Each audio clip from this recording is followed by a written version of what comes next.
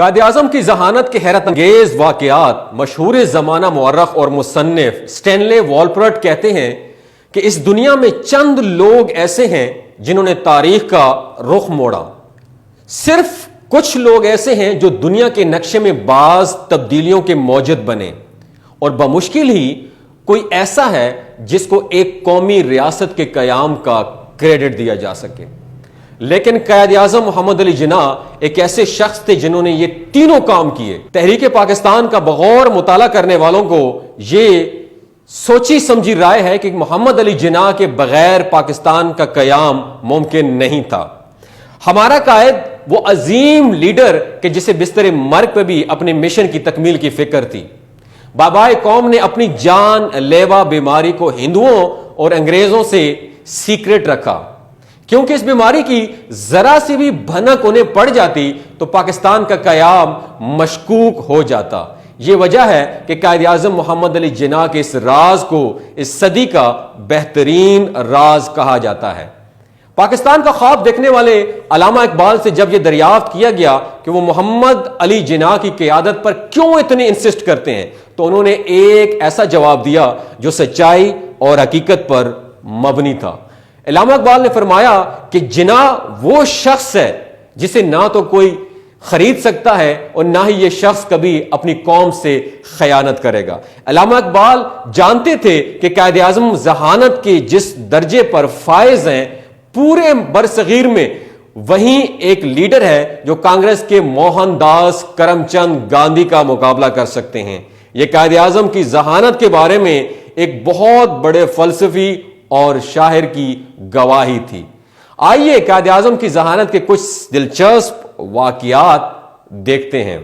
एक बार कायद-ए-आज़म मोहम्मद अली जिन्नाह किसी जगह पर खताब फरमा रहे थे कि एक हिंदू तालिब इल्म उठा और कायद-ए-आज़म को मुखातब करते हुए बोला कि आप हिंदुस्तान को तकसीम करके क्या हासिल करना चाहते हैं? आप हिंदुओं और मुसलमानों को क्यों अलग-अलग करने पर तुले हुए, जबकि आप में और हम में कोई डिफरेंस नहीं है। कायद-ए-आज़म मोहम्मद अली जिन्नाह सवाल सुनकर कुछ लम्हे के लिए खामोश हो गए। ये देखकर हिंदू तालिब इल्मों ने जुमलाबाजी शुरू कर दी और मुसलमानों के इस अजीम लीडर के बारे में एक आम हिंदू तालिब इल्म के सवाल का जवाब नहीं है। कायद-ए-आज़म ने उन्हें हाथ के इशारे से खामोश करवाया और पानी का एक गिलास लाने को कहा। फिर उस गिलास से कायद-ए-आज़म मोहम्मद अली जिन्नाह ने चंद घूंट पानी पिया और वो गिलास हिंदू तालिब इल्म की तरफ बढ़ा दिया और उस गिलास से पानी पीने के लिए कहा।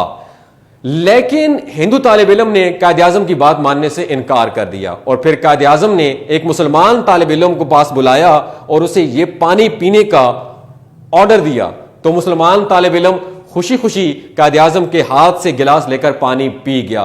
कायद-ए-आज़म ने हिंदू तालिब इल्म को जवाब दिया कि हम में और आप में ये बुनियादी फर्क है। इसके बाद हिंदू तालिब इल्म को सांप सूंघ गया, क्योंकि दो कौमी नजरिए की इससे बेहतरीन और जामे तशरीह नहीं हो सकती थी। कायद-ए-आज़म की जहानत का एक और वाकया कुछ यूं है कि कायद-ए-आज़म जब भी ट्रेन में सफर करते तो अपने लिए फर्स्ट क्लास में 2 बर्थ रिजर्व करवाते थे। लोगों के एतराज करने के बाद उन्होंने एक अजीब और दिलचस्प वाकया सुनाया। आइए कायद-ए-आज़म की जुबानी सुनते हैं। मैं एक बार लखनऊ से बॉम्बे जा रहा था कि एक लड़की मेरे डब्बे में मेरे सामने वाली बर्थ पर आकर बैठ गई। मैंने उसकी तरफ ना देखा क्योंकि मैं बहुत जरूरी फाइल्स को पढ़ने में मसरूफ था। रेलगाड़ी ने जब जरा रफ्तार पकड़ी तो वो मुझसे मुखातिब हुई, ए मिस्टर, तुम्हारे पास जो कुछ है वो निकाल कर मुझे दे दो, वरना मैं शोर मचा दूंगी कि तुमने मेरी इज्जत लूटने की कोशिश की है। ये तमाम बातें सुनकर मैंने कागजात से अपना सर ना उठाया। उस लड़की ने वही बातें दोहराई, लेकिन फिर भी मैंने कोई खास जवाब नहीं दिया।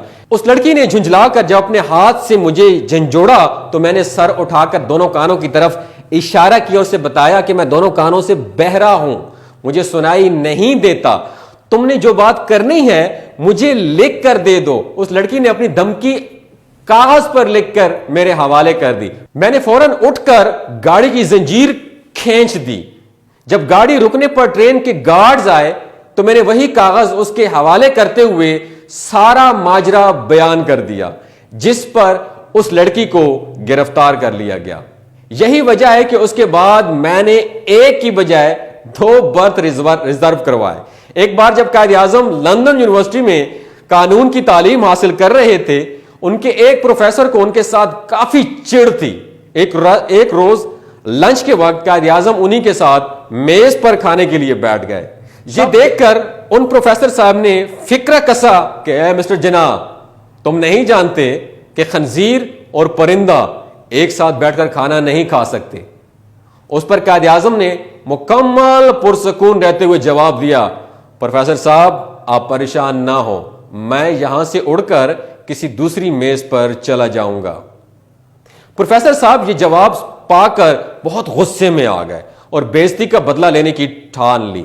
अगले दिन उसने कायद आजम से सवाल किया कि अगर तुम्हारे रास्ते में पड़े 2 बैग मिलें, जिनमें से एक में दौलत हो और दूसरे में दानाई, तो तुम कौन सा बैग उठाओगे? कायद आजम ने बगैर किसी हिचकिचाहट के जवाब दिया, दौलत। उस पर प्रोफेसर ने तंजिया मुस्कुराहट के साथ कहा कि मैं तुम्हारी जगह होता तो दानाई वाला बैग उठाता। कायद आजम ने बड़ा जबरदस्त जवाब दिया। कायद आजम फौरन बोले, हर इंसान वही चीज उठाता है, वही चीज चाहता है जो उसके पास नहीं होती।